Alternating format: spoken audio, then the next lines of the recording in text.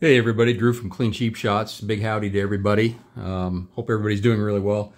Thought I would show you a few pickups I got here over the last few weeks and talk a little bit about how I prepare and protect my cards as I determine whether I'm going to send them in for grading.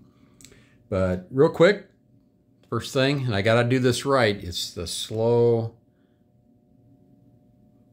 double D baseball cards. Dylan, thank you so much for sending me your sticker. I got a few things. So Dylan is donating part of his proceeds to sales off his eBay store to those victims in different organizations in Hawaii that were victims of the fires out there this summer. So I purchased a card from him and he sent me the sticker. So picked up a 89 Ricky Henderson. But also, I got a perfectly centered, now that's really weird, right? A perfectly centered double D vintage baseball cards rookie card.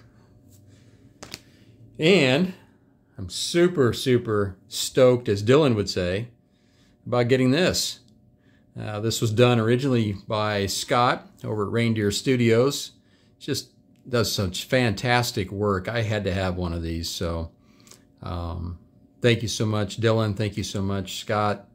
Appreciate it. You're a superstar, Scott. All right. Other pickups that I got.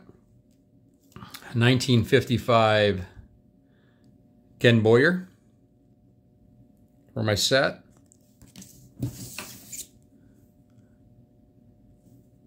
Oop. And another Ken Boyer.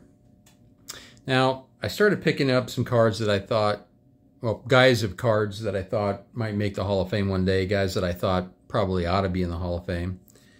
And Ken Boyer is one of those guys. If you're into WAR, his WAR is 62.8. He was 11-time All-Star. He was an MVP in 1964 in the National League. He had 5 Gold Gloves. He's in the St. Louis Hall of Fame. He had 282 home runs, 287 batting average, and unfortunately he passed away of cancer at age 51 on September 7th, 1982. So Ken Boyer, I hope he makes the Hall of Fame one day. I think he's worthy. The next player that I have here is that I thought one day ought to be in the Hall of Fame. He was a great, great second baseman, Bobby Gretch. Here's his two cards I picked up. And, you know, Bobby Gretch, again, if you're into WAR, 71.1, 6-time All-Star, 4 Gold Gloves, Silver Slugger. It's in the Baltimore and Angels Hall of Fame. 266 batting average, 224 home runs. I think he's worthy of consideration. At the time, as second basemen go, Bobby Gretch was one of the finest ones out there. And also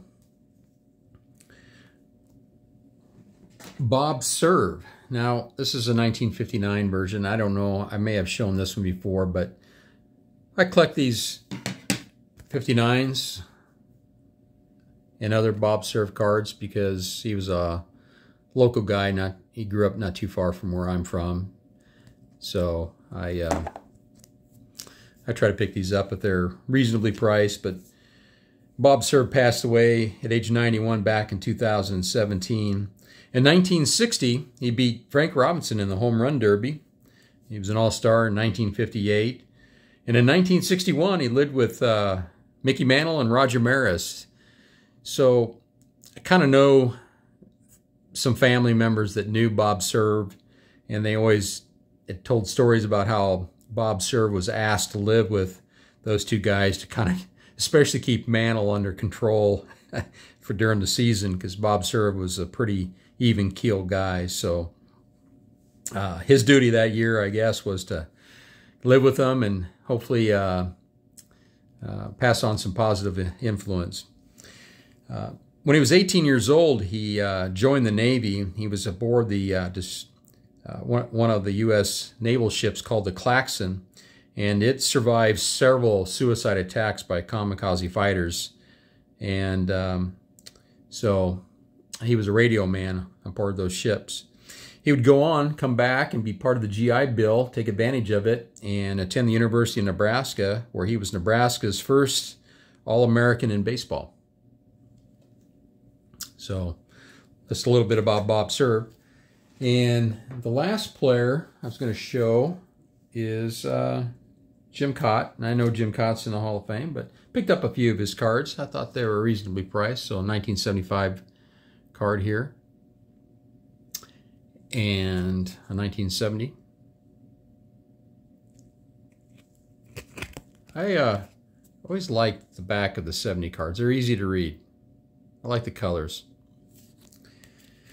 And then the last thing I wanted to show you was how, and here's another one of his cards, 1976, how I kind of prepare the cards and how I grade them.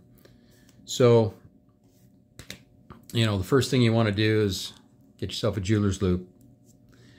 And that really helps look at corners and edges on these cards along with surface issues. But one of the things the jeweler's loupe really helped me with, as I mentioned, was edges. And while in this case, the edge, top, sides looks great, I noticed that there's a lot of chipping down here. Now, sometime back I realized that chipping down here, while there was none anywhere else, was likely because somebody was trying to put them in a penny sleeve or a top loader and was, you know, maybe catching it on the plastic. And so, that being said, I'll show you in a moment here what I do, but I also do my own little grading system. And in this particular case, I bought the card from Morse Cards. They listed it as near mint or better. As I looked at the card and saw the edge issues, I figured it would probably come back as a 7. And I just like to kind of keep notes for myself so I can learn to be a little bit better at grading and to also determine if these dealers are pretty accurate with their grading scale as well. So now that being said, probably a case of belts and suspenders. I guess I'm wearing both, but what I mean by that is I like to put the card in a penny sleeve and then in a top loader or a card saver. So, and here's how I do that. I find a couple of cards that I don't really care about. They're kind of beat up. So in my case here, I use Rick Leach and Jerry Hairston, these two guys. And what I do is I take and I slide cards about like so. I'll set that down for a second and pull this card out very carefully. Set that to the side.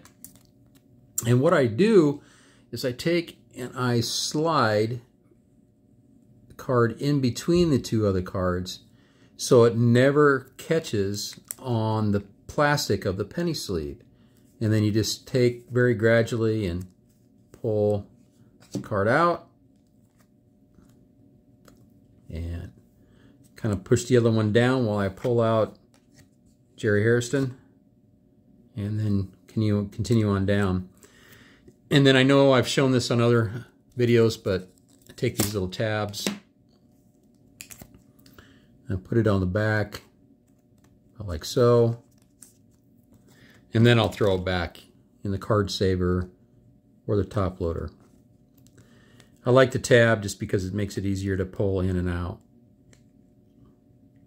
So, and then I just take my grade and the description and put it on the card.